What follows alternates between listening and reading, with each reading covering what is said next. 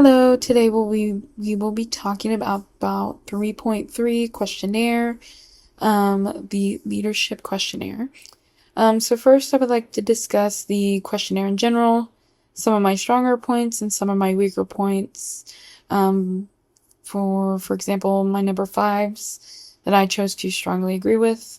Employees want to be a part of the decision process. I think this is very important. I think you need to include employees in all aspects of the process just to feel like they're included and they don't shut down at the sight of a new role being implemented or whatsoever.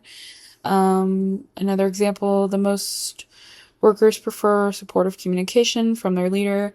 I just believe in this personally as someone who has always usually am not the leader, mostly an employee. I prefer my leaders to support us any way that they can. Whether that is giving criticism or not, it is still important to be supportive of your team. And then obviously in this questionnaire, there are things that I don't fully agree with. The leader is the chief judge of achievements of the members of the group. I rated this at a 1. Just because it's just something that I just don't agree with. I believe anybody is able to appreciate others, and I think it's harsh to say the chief judge. It's just quite wrong. I don't think that even if you are a leader, it gives you the right um, to just be the only person of judgment there. Um, I just don't agree with that. And then obviously there are things that I am more neutral with. Effective leaders give orders, clarify procedures. I don't think that's all effective leaders can do. I think there's many more um, that a leader can do to be effective. Giving orders and clarifying procedures are important things, but it doesn't make you effective if those are your main skills. And then another example, as a rule, leaders should allow followers to appraise their own work. I think under the right circumstances, it's true, but it's not always the correct answer. So after I took this, I have scored it. First, authoritarian leadership, I scored 13 points. I do not agree with this leadership style, at least with most of the traits and characteristics. I think it's harsh. I think it's a very black and white way of thinking. Um, and overall, just very detrimental from what I've seen in companies that do use this. And then there, for democratic leadership, I got 25 points. This is something I obviously align with more. I like the structure of it and that the leaders have authority, but still, um, you know, in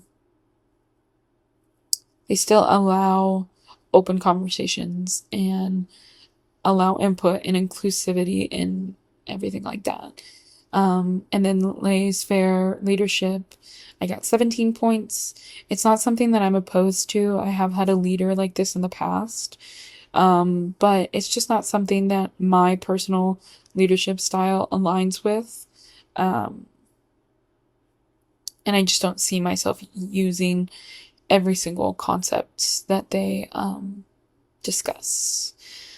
So after doing that, I will now get into the prompts that we are asked to speak on.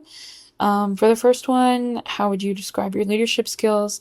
I'd say it's a strong mix between interpersonal and administrative. I believe that getting to know um, yourself, your employees, everybody, and really making connections is what helps build your skills. But I do think the administrative is a great base and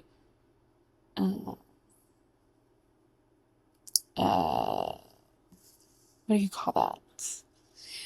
A great base and a great outline for what is expected in your skills.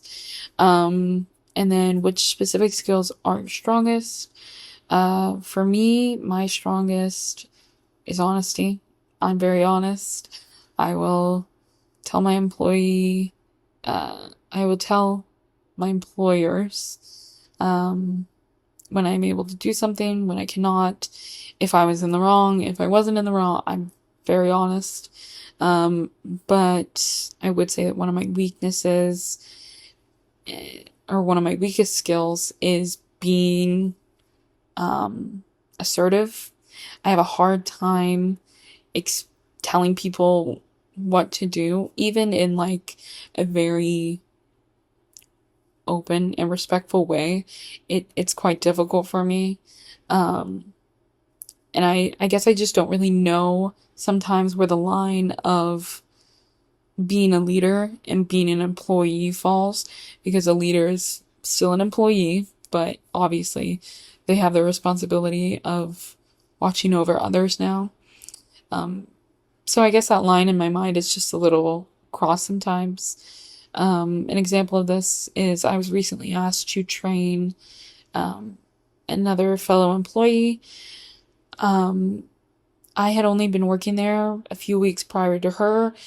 I asked if this was my manager, if this was something that, if it was something that they think I was prepared for. They agreed. They thought I was capable.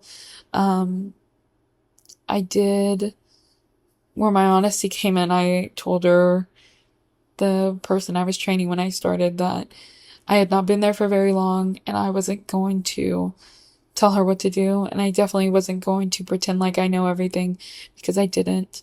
But I let her know the things that I've worked on, the things that I know work, the things that I was good at, so on, so on. Just to help her, and to help ease her, as to not have somebody that stands over you and micromanages everything you do. And then what impact do you think your leadership skills have on your role as a leader? I think it's very important, as a leader. I do, like I said, I think it's difficult to differentiate between leader and employee sometimes. But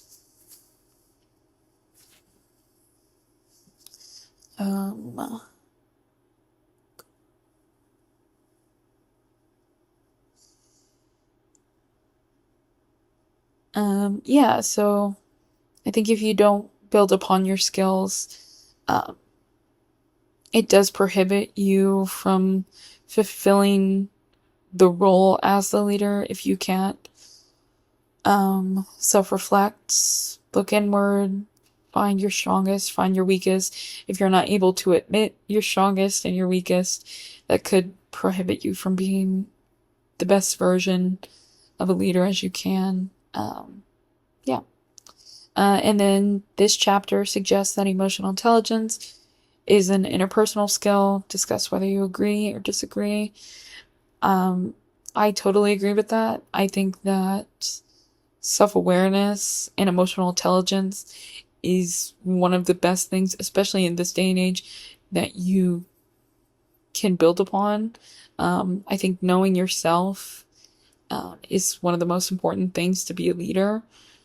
You don't have to have everything figured out, but to know how you work and to know what you look for in yourself and others is a wonderful skill to implement as a leader.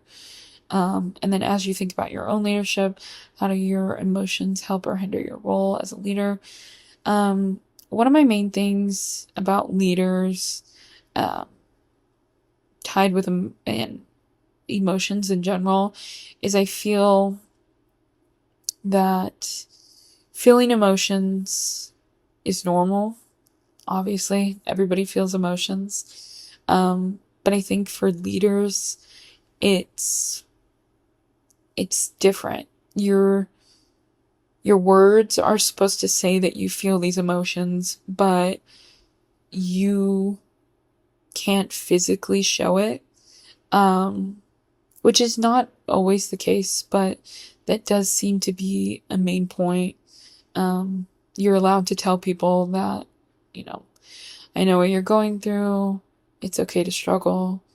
And to some extent, you do, but you can't show that, and you have to be the strong one. Um, so I think by you expressing that you know these emotions or that you can help, um, will definitely help you as a leader, but being in the mindset that leaders can't always show emotions will hinder you, and it will prevent you from um, from leading. Um, yeah. Sorry, I just had an example of this. It's not my example, but I was recently watching Ted Lasso, and it's a really good show. If you haven't seen it, you should. But he goes through a process where he is going through a divorce. He has his own emotions, and sometimes he is not able to lead the way he wants to. And I think that's kind of similar to what's happening here. I think when you hinder yourself in every aspect of your emotions, you will hinder yourself as a leader. But if you build upon yourself in your time, and then as you lead, be the backbone for others, and do both of those simultaneously, you will be able to be a better leader. And then what kind of problem solver are you? Are you slow or quick to address problem situations? I personally am quick. I go, if there is an issue, you want me to get it done right now, I will. If there's an issue and I think it's a big problem, I will do it. Um, I'm very quick to find a solution, to find a new way to do it. I will spend however long, whatever. The printer broke on me the other day and I had to spend an hour fixing it. Turns out it was one cord, so that's great. But yeah, I'm pretty open to, I love to solve a problem, to find the clues, to figure it out, anything like that. And then overall, what two things could you change about yourself to be more effective problem solver? Um, Two things. Oh, one, I guess, is being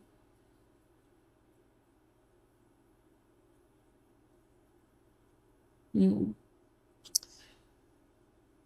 one of them, I would say, is to be more detail oriented. I'm pretty, I usually can assess the details um, pretty well, but there are times that things just slip. Um, when I have to read something and I'm skimming it over and then I miss something completely, and I'm just, sometimes I'm a little lapse of mind. Um, another, the other one I would say is my, I would say that I need to work on me being wrong. I don't like to be wrong, um, which no one does, but, um, I think that I have a problem with uh, admitting when I have an idea that's not great, or um, no idea at all. I like to be the one that comes up with things. I like to be the creative, out of the box thinker, but sometimes it's just not my turn. And I have a struggle with recognizing that and kind of letting other people step up to the plate. Um, so yeah, I do think those two things are something that I can work on to be a better problem solver. And that is it for my questionnaire.